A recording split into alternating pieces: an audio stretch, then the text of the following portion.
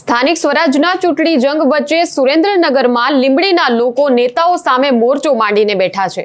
લીંબડીના લોકોએ ચૂંટણી અધિકારીને પણ કહી દીધું છે કે અમે આ ચૂંટણીમાં કોઈ જ મત આપવાના નથી. આ ચૂંટણીનો અમે બહિષ્કાર કરી દીધો છે. અને આ વાત સાંભળતા જ સ્થાનિક ચૂંટણી અધિકારી દોડતા થઈ ગયા છે.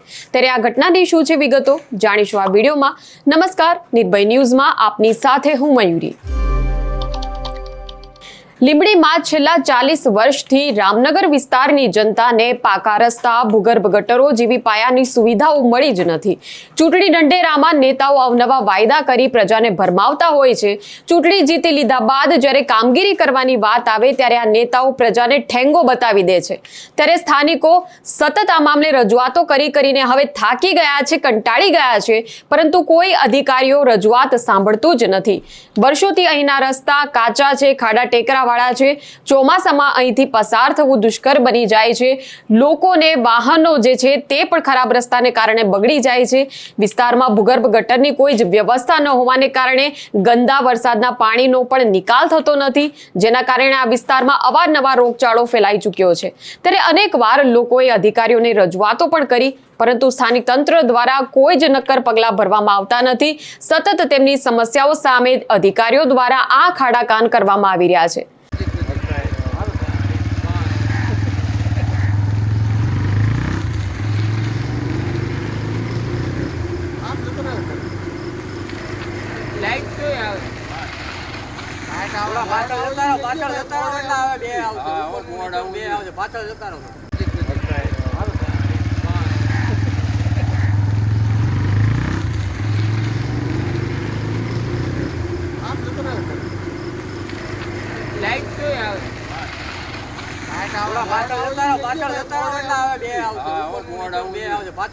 ત્યારે સ્થાનિકોએ હવે આ વિસ્તારમાં બેનરો લગાવી દીધા છે.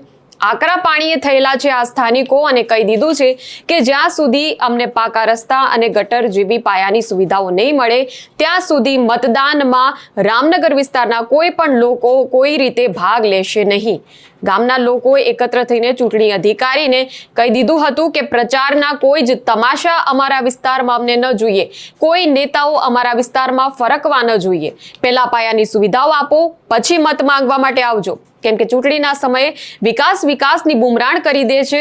નેતાઓ બે હાથ જોડીને પ્રજા સામે દેખાડો કરતા હોય છે, પરંતુ જેવી ચૂંટણીમાં જીત મળી જાય એના પછી મોઢું બતાવવા પણ આવતા નથી. ત્યારે લીંબડીના આ રામનગર વિસ્તારની હાલ સ્થિતિ એવી છે કે જો કોઈ નેતા ભૂલથી પણ આ વિસ્તારમાં પોતાના પક્ષના ઝંડા લઈને પ્રચાર માટે જો આવી ગયા તો રોષે ભરાયેલા આ સ્થાનિકો પહેલા તો તેમને ધમકાવશે અને પછી સીધા જ ગામની બહારનો રસ્તો તેમને બતાવી દેશે.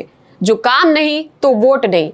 આ ફક્ત તેમના બેનર પર લગાવેલું લખાણ નથી, પણ આ એક આંદોલનના મંડાણ છે.